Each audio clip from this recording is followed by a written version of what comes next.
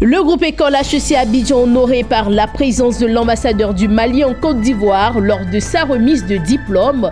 Les images vous seront proposées tout de suite dans cette édition. Forum de l'éducation entrepreneuriale après 4 ans d'initiative à l'auto-emploi. Une vingtaine d'élèves venus de toute la Côte d'Ivoire ont présenté leurs réalisations issues de divers secteurs d'activité. Les détails tout de suite.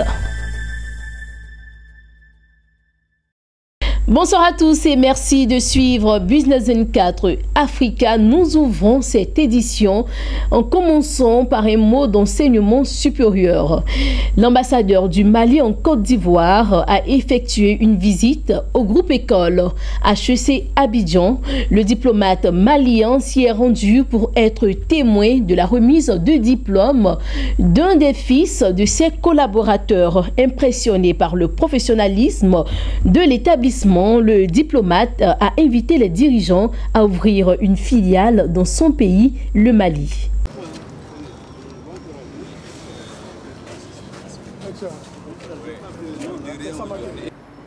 Il est un peu plus de 10 heures, ce vendredi matin, quand l'ambassadeur du Mali en Côte d'Ivoire fait son entrée dans la cour de HEC Abidjan.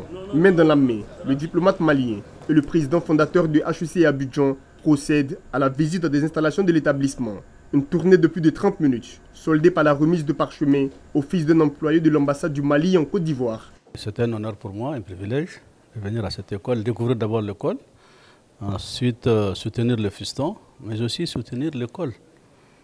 Parce que je l'ai dit tout à l'heure au président, je pense que c'est la meilleure façon, l'une des meilleures façons en tout cas de contribuer au développement de nos pays. Aucun problème que vous soyez ailleurs, que vous ne soyez pas au Mali. Parce que la Côte d'Ivoire, c'est le Mali. Donc vraiment, moi-même, je suis prêt à m'investir, à faire en sorte que très rapidement, Monsieur le Président, vous puissiez avoir une aile et un pied au Mali.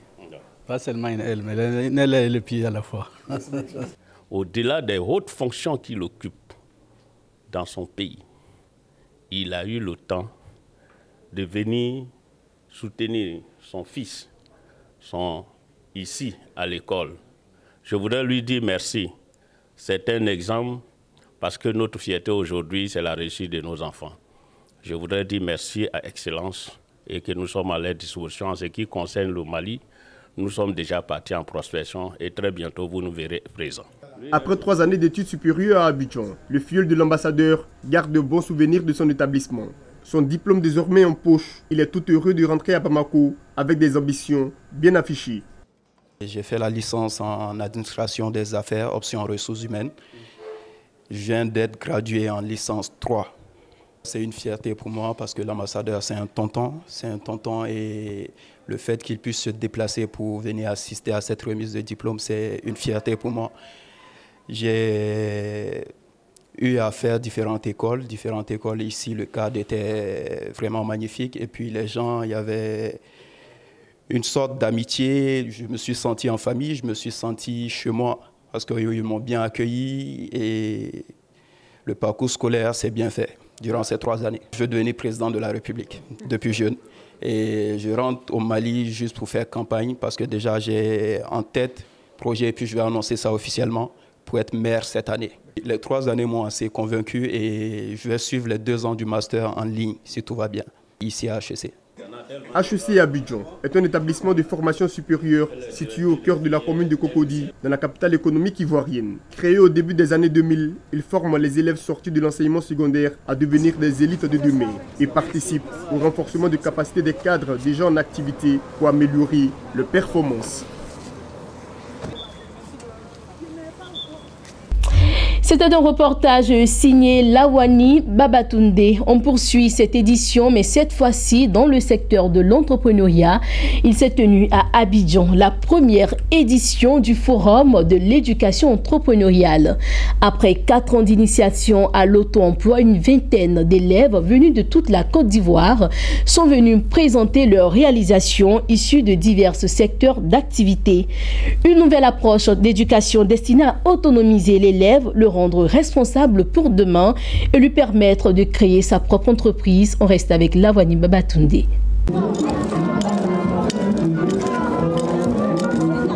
Yves Junior, 12 ans et élève au cours moyen, 2e année à l'école primaire publique de Tunziobo, dans le centre de la Côte d'Ivoire. Il a parcouru plus de 200 km pour se rendre ici, au lycée technique d'Abidjan, pour présenter son savoir-faire. Une maîtrise du tissage du pain baoulé grâce à l'entrepreneuriat en milieu scolaire. Une initiative lancée il y a 4 ans par le ministère de l'Éducation nationale, de l'enseignement technique et de la formation professionnelle. Comme Yves Junior, ils sont 25 élèves venus de tout le pays pour exposer leurs réalisations à cette première édition du Forum de l'éducation entrepreneuriale.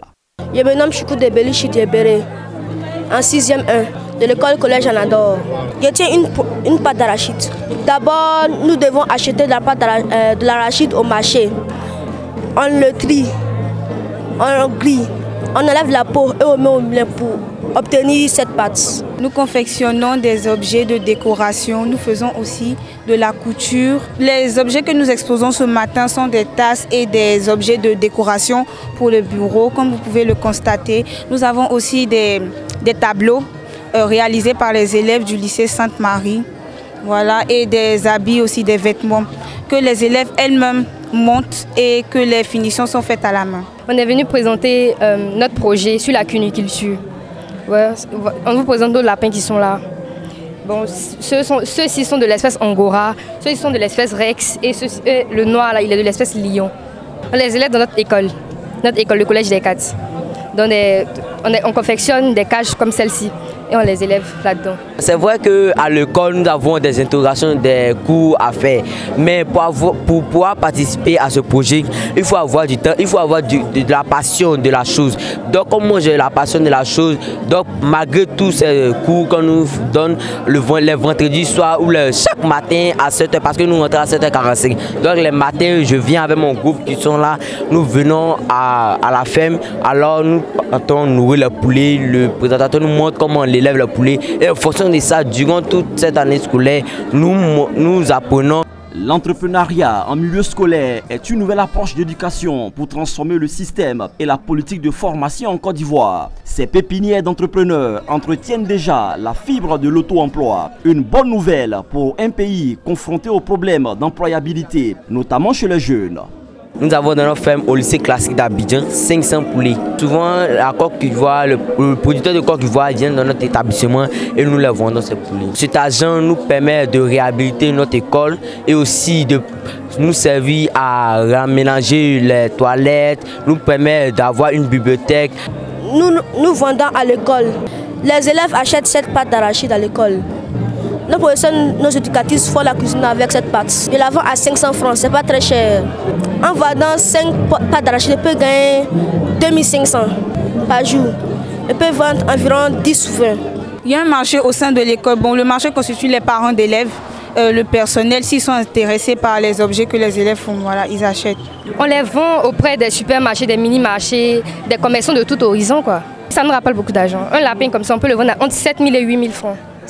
L'entrepreneuriat en milieu scolaire me permet de pouvoir mieux m'instruire en l'élevage du poulet parce que quand je vais grandir et j'aurai mon travail, en plus de ça, j'aurai ma ferme à la maison ou soit au village pour pouvoir subvenir à mes besoins parce que grâce à ce projet-là même, je pourrai montrer ça aussi à mes enfants pour qu'ils puissent montrer à leurs enfants. Nous voulons dorénavant en Côte d'Ivoire des jeunes entrepreneurs, des jeunes qui ont de la créativité, des jeunes qui prennent des initiatives, des jeunes qui s'organisent, des jeunes qui apprennent à travailler ensemble et puis des jeunes qui, au cours de leur formation académique, justement, apprennent à faire quelque chose, à faire des choses concrètes, des choses pratiques. Et nous pensons que cela va aider nos jeunes qui finissent avec le primaire. Cela va les aider à s'orienter vers l'enseignement professionnel pour certains et pour d'autres aussi à la fin de leur formation, cela leur permettra vraiment de créer des entreprises. Parce que ce que nous voulons aujourd'hui,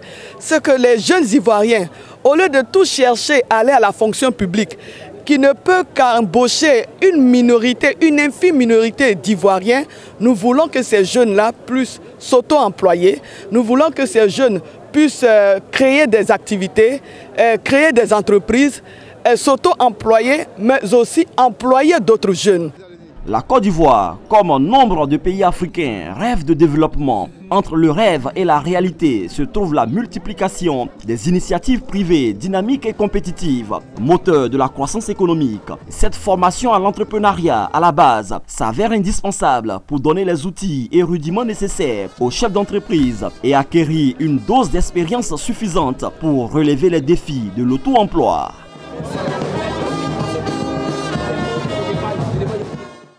Vous venez de le voir, en Côte d'Ivoire, les élèves n'apprennent pas que la langue et les sciences. Ils s'essaient également à l'entreprise à travers des projets dans l'agriculture, l'élevage et l'artisanat, mais mieux, ils espèrent l'immensité de la culture ivoirienne pour sortir de belles œuvres de l'esprit. Regardez.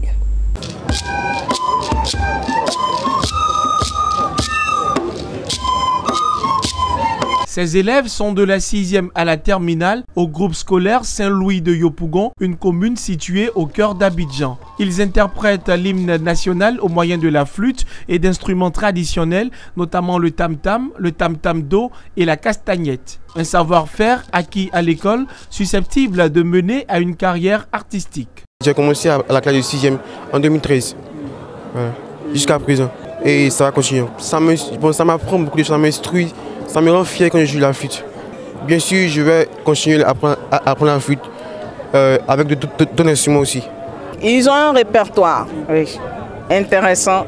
Selon les cérémonies, ils peuvent aussi jouer l'hymne national d'autres pays. Ils ont été invités au 8e jeu de la francophonie. Là, il fallait jouer l'hymne national de la France aussi. Ils savent le faire.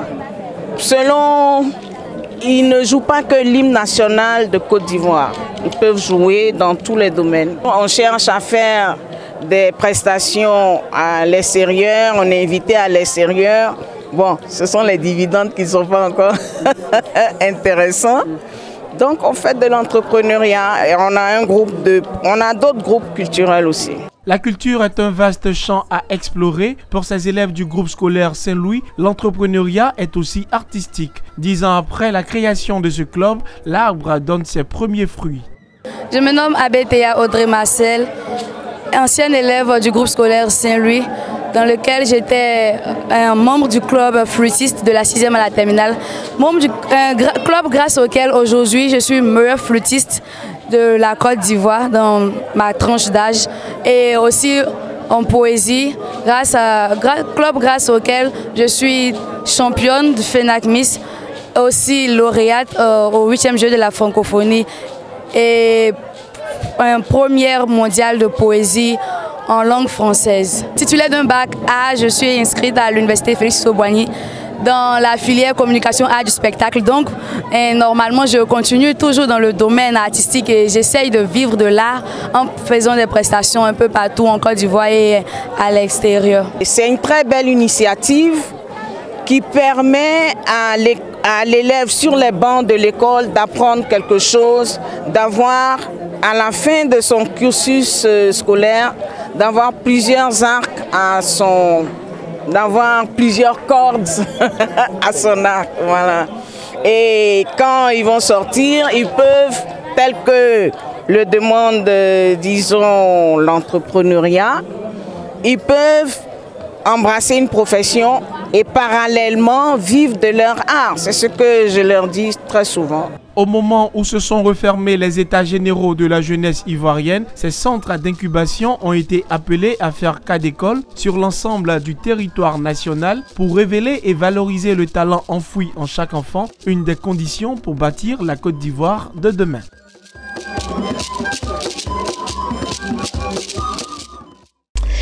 Et puis cette information, bref et en images, avant de refermer cette édition, la Banque mondiale a revu les prévisions de croissance économique de l'Algérie à la hausse pour les années 2019-2020. L'Algérie devrait décélérer à 2,3% du fait de la diminution progressive des dépenses publiques qui avait connu une augmentation considérable l'année dernière, prévoit l'institution financière. Pour les années suivantes, 2020-2021, la Banque mondiale anticipe une croissance à l'ordre de 1,3% contre 1,3% annoncé en juin dernier. Fin de ce journal. Merci à vous pour votre attention. L'information se poursuit sur Business N4 Africa.